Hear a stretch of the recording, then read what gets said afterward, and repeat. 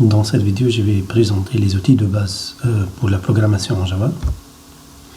Alors, les objectifs de cette vidéo, ce sera comment éditer le code source, comment compiler le code, comment faire l'exécution, puis les outils de développement nécessaires pour effectuer toutes ces étapes.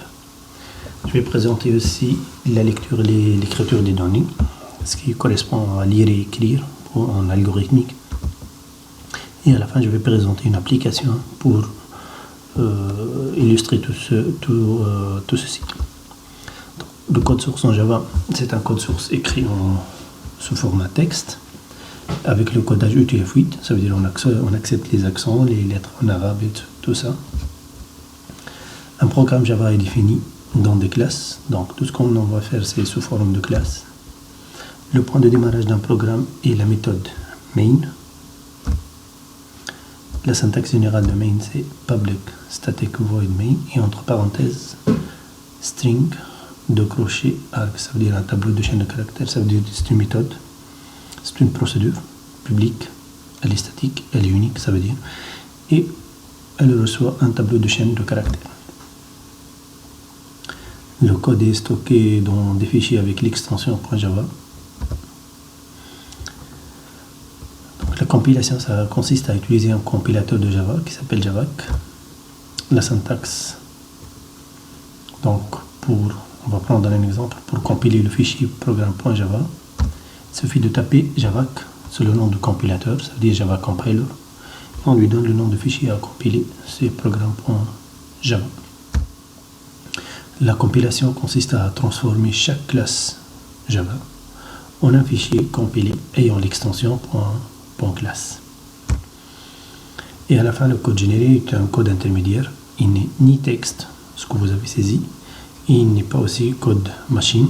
Ça veut dire qu'il ne dépend pas de la machine elle-même. C'est quelque chose d'intermédiaire. Pour l'exécution. Donc l'exécution, ça consiste à exécuter les fichiers compilés qu'on a effectués dans l'étape précédente. Il est effectué par la JVM, c'est la Java Virtual Machine, et elle s'appelle aussi Java. On exécute la classe qui contient la méthode main, ou bien la procédure main. La syntaxe, par exemple, on va exécuter le fichier compilé. Dans l'étape précédente, c'était programme.java, ça donne programme.classe. Et l'exécution, on va utiliser le nom de la classe sans l'extension classe. Il suffit de taper Java programme. Ça veut dire qu'on appelle la JVM pour exécuter programme. Et programme, elle contient main. L'exécution, qu'est-ce qu'elle va faire? Elle va transformer le code intermédiaire qui est compilé en un code machine à la volée. Ça veut dire au moment de l'exécution, il y aura une transformation au moment de l'exécution. On dit que Java est un langage interprété, ça veut dire au moment de l'exécution. Dans ce cas, donc, on va générer le code machine. Chaque plateforme, que ce soit en Windows, Linux, macOS, possède sa machine virtuelle. Donc pour chaque système, c'est à vous de télécharger la machine virtuelle adaptée à ce système. Les outils de développement. Pour éditer le code source, vous avez besoin tout simplement d'un éditeur de texte. N'importe quel bloc-notes il fait l'affaire. Pour la compilation, vous aurez besoin de la JDK, c'est le Java Development Kit. C'est un ensemble d'outils qui contient aussi le compilateur pour effectuer la compilation. Et pour l'exécution, vous avez besoin de la JRE, c'est le Java Runtime Environment. Si vous avez besoin seulement de l'exécution, vous avez besoin de JRE. Si vous faites le développement, ça veut dire la compilation et l'exécution, donc le JDK contient aussi le JRE. Pour simplifier le développement, on utilise des environnements de développement intégrés qui simplifient l'édition, ça remplace l'éditeur de texte. Aussi, ça simplifie la compilation, c'est à lui d'appeler le compilateur. Il peut faire aussi l'exécution en utilisant votre Java. Exemple d'environnement de développement intégré, on a Eclipse, NetBeans et IntelliJ IDEA. On a fini avec les outils de développement. Je vais présenter le minimum que vous devez connaître pour un programme Java, c'est la lecture et l'écriture. La lecture nécessite l'utilisation de la bibliothèque Java pour utile. Exemple, je vais faire lire X. En Java, on doit créer un objet de type scanner de la syntaxe suivante. Scanner, on lui donne le nom S, égale à new scanner. System.in, ça veut dire qu'il va scanner l'entrée du système. C'est le clavier. Et pourquoi il va le scanner? Parce que pour faire la lecture, par exemple, on va lire un entier et le stocker dans X. Dans ce cas, on va écrire int X égale à S, c'est le nom de scanner, point nextInt.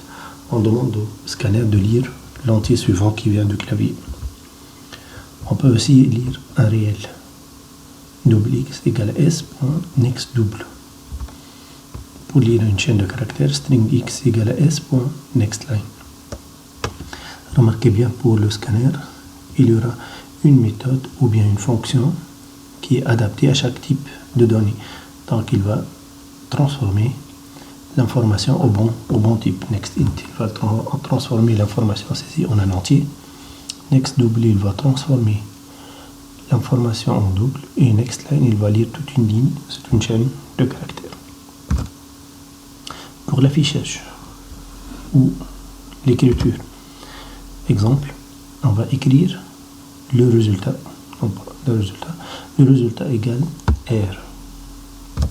En Java, ça devient system avec un S majuscule, .out, .println, et entre parenthèses, le premier message, le résultat égale plus R.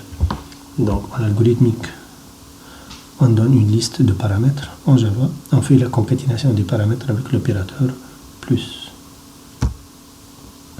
On va faire une petite application.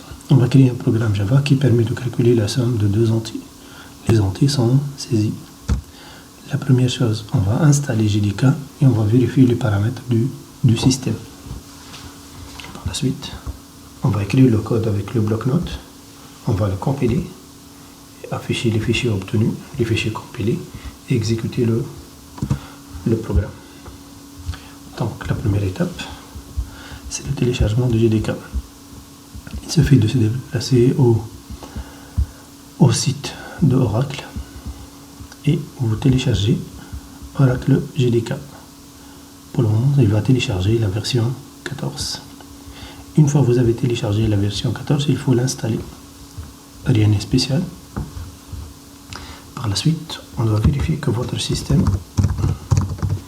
il va prendre en compte Java. Dans ce cas, sous Windows, vous devez modifier les paramètres de l'environnement, de votre environnement système. Donc, je vais afficher les propriétés système, les variables d'environnement, et je vérifie qu'il y a dans la variable path, on doit trouver le chemin où se trouve Java. Dans notre cas, c'est deux points, programme files, Java, JDK13, bin. Une fois ceci est vérifié, sinon c'est à vous de l'ajouter, on peut utiliser un bloc-notes. Je vais prendre le bloc-notes de Windows. Je vais commencer à saisir le code. Donc ce qu'on va faire, c'est une classe public, classe, par exemple ça. Si c'est un programme, donc il doit contenir main, public, static, void, main, avec un tableau de chaîne de caractères.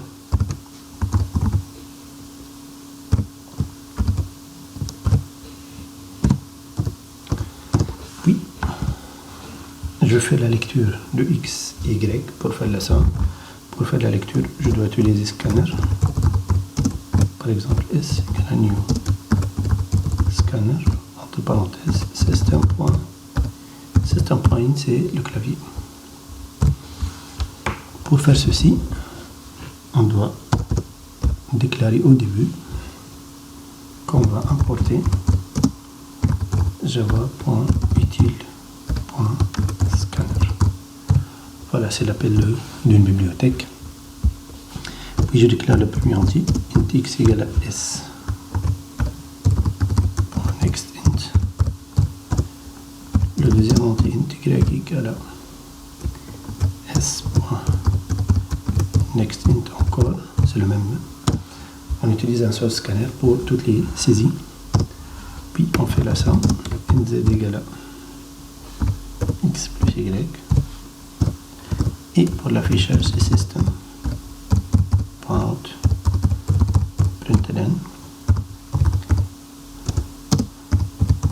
La somme égale plus 7. Et voilà le code. Donc on apporte la bibliothèque, on crée une classe, on lui donne le nom du programme. Dans la procédure main, on doit définir tout notre algorithme, tout notre code. Maintenant je vais enregistrer. Pour simplifier, je vais enregistrer directement dans des deux points. Je vais l'appeler. Il porte le même nom que la classe. C'est sum.java. Pour l'exécution, j'écris le code est enregistré. Maintenant, je vais faire la compilation de fichiers en classe, sans l'extension en classe. Vous lancez le terminal. Je me déplace à des deux points. J'appelle le compilateur Javac. Je lui demande de faire la compilation de ce fichier. Ça prend un peu de temps et c'est bon. Pour vérifier, je vais afficher tous les fichiers qui portent le nom de sum.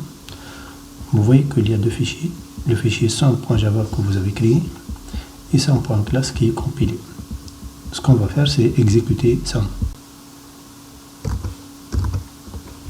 on tape Java, sum, c'est le nom de fichier en classe sans extension, entre. Maintenant, c'est le programme qui demande la lecture de x. Bon, c'est à cette ligne. Je lui donne x, 50. Maintenant, il demande y. Je lui donne 12. Entrée. J'obtiens le message. La somme égale 62. Donc, c'est la somme z qui est trouvée. Et voilà l'exécution avec la console. Maintenant, on peut exécuter en utilisant un environnement de développement intégré comme Eclipse.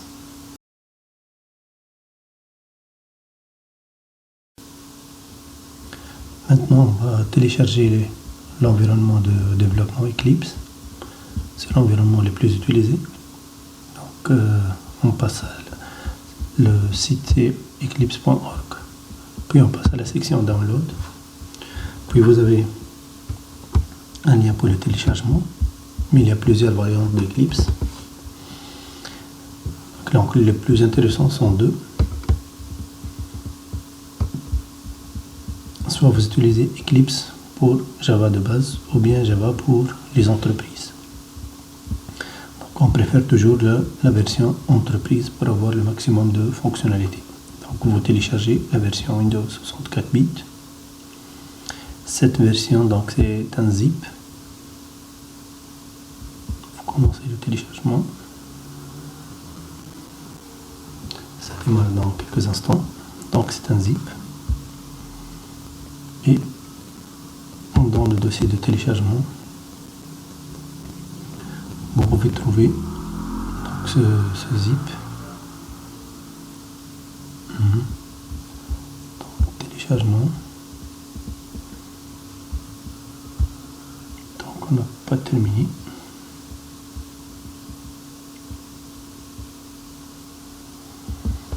Et par la suite, une fois terminé, vous faites la décompression. Et vous obtenez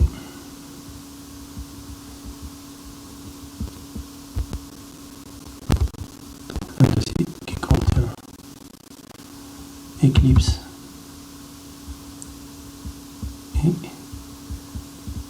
vous pouvez le démarrer.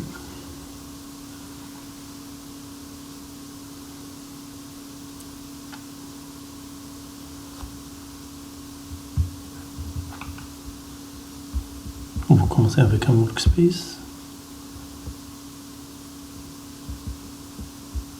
et une fois il est démarré, parce que j'ai déjà démarré Eclipse, donc on ne peut pas le démarrer deux fois.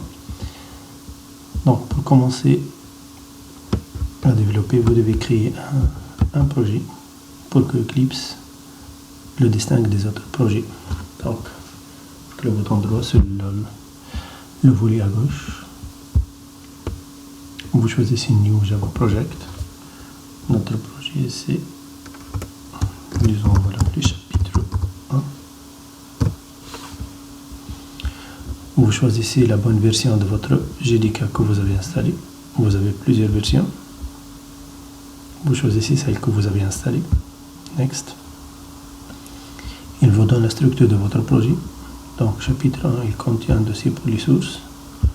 Les librairies, pour le moment, on n'utilise que celle de Java. On peut utiliser d'autres librairies.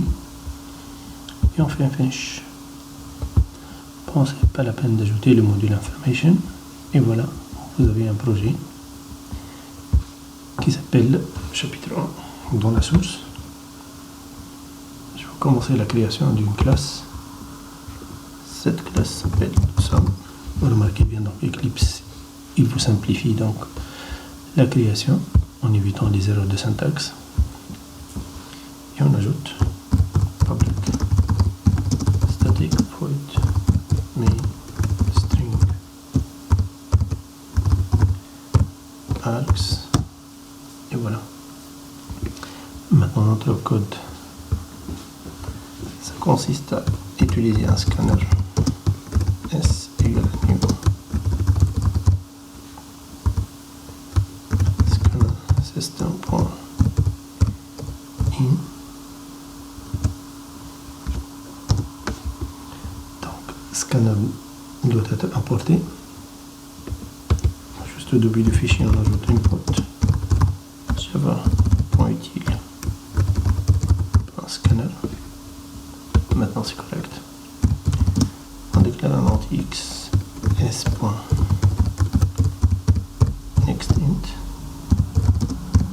intégré égale à s.nextInt nz égale à x plus y, et on fait l'affichage system.out.